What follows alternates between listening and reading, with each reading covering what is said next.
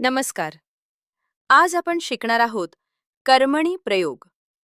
थोडं लक्ष द्या. कर्मणी प्रयोग म्हणजे काय?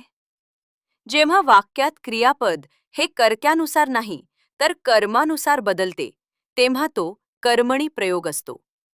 सोप्या भाषेत सांगायचं तर कर्मणी प्रयोगात कर्म हेच बॉस असते, क्रियापद कर्माचे ऐकते. एक उदाहरण पाहू. समीरने आंबा खाल्ला. आता आंबाऐवजी चिंच करूया. समीरने चिंच खाल्ली. इथे कर्म बदलले म्हणून क्रियापद बदलले, म्हणून हा कर्मणी प्रयोग. आता दुसरे उदाहरण. समीरने आंबे खाल्ले.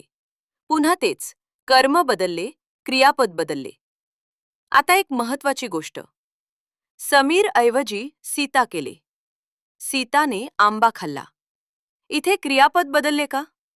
नाही. म्हणजे क्रियापद कर्त्याचे नाही, कर्माचे ऐकते. सोपी ट्रिक. कर्म बदला, क्रियापद बदललं तर कर्मणी प्रयोग.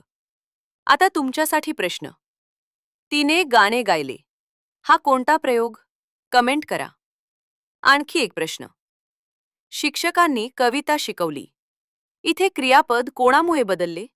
कर्ता की कर्म? आन्सर द्या. ज्याचा आन्सर बरोबर असेल त्याची कमेंट पिन करणार. फॉलो करा ज्ञानमित्रा.